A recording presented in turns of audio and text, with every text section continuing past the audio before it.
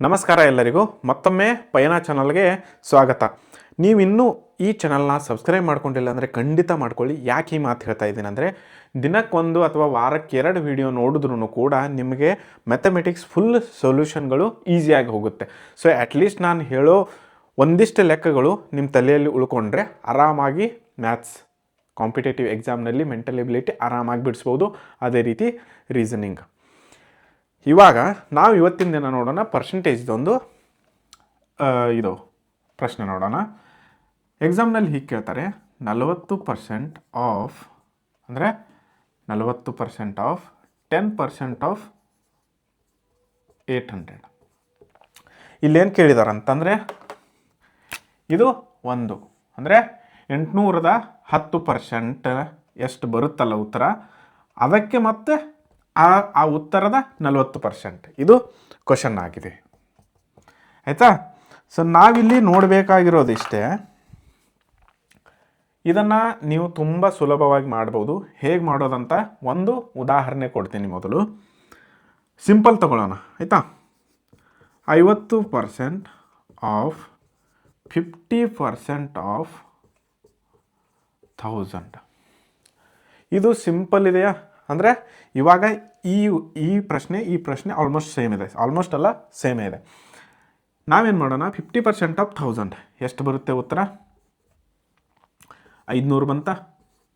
ಕರೆಕ್ಟಾ? ಇಲ್ಲಿ ತನಕ ಫಾಲೋ ಮಾಡಿದ್ರೆ 50% ಆಫ್ 1000 ಅಂದರೆ 500 ಬಂತು. ಸೊ ಈ 500ಅನ್ನು ಮತ್ತೆ 50% ಕೇಳಿದ್ದಾರೆ. ಬಂದ ಉತ್ತರಕ್ಕೆ ಮತ್ತೆ 50% ಆಫ್ 100 ಅಂದರೆ 2 ಸಾರಿ 50% ಕೇಳಿದ್ದಾರೆ. ಸೊ ಇದಕ್ಕೆ ಮತ್ತೆ 50% ಮಾಡಬೇಕು. 50% ಅಂದರೆ ಎಷ್ಟು ಬರುತ್ತೆ? ಇದು 250 ಬರುತ್ತಲ್ವಾ. ಸೊ ಇದು ನಿಮ್ಮ ಈ ಥರದ ಆನ್ಸರ್, ಆಯಿತಾ. ಸೊ ಇದನ್ನು ಸಿಂಪಲ್ಲಾಗಿ ಹೆಂಗೆ ಮಾಡೋದು ಅಂತಂದರೆ, ಡೈರೆಕ್ಟ್ ಉತ್ತರ ಬರೀಬೇಕು. ಹೆಂಗಂತಂದರೆ, ಸೊ ನಾನು ಅದನ್ನು ಹೇಳ್ತೀನಿ ಇವಾಗ.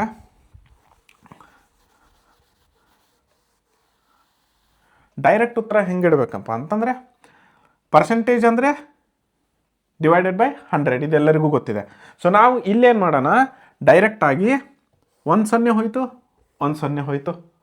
ಅದಾದಮೇಲೆ ಇಲ್ಲೊಂದು 0 ಹೋಯಿತು, ಇಲ್ಲೊಂದು 0 ಹೋಯಿತು, ಇನ್ಯಾವುದು ಹೋಗಲ್ಲ, ಆಯಿತಾ.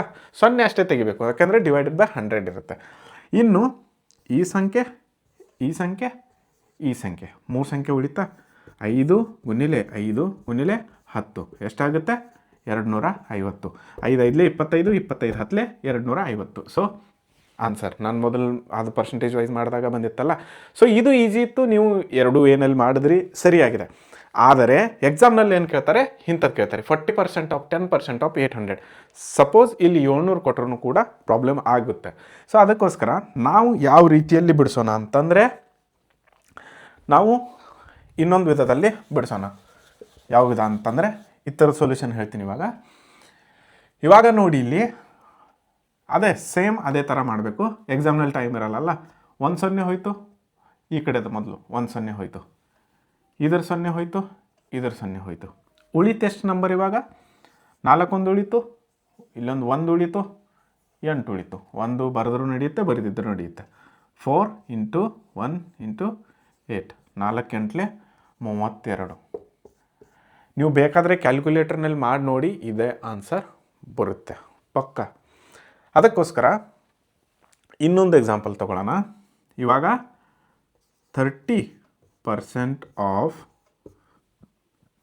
20% ಆಫ್ 2 20% ಆಫ್ 600 ತೊಗೊಳ್ಳೋಣ, ಆಯಿತಾ.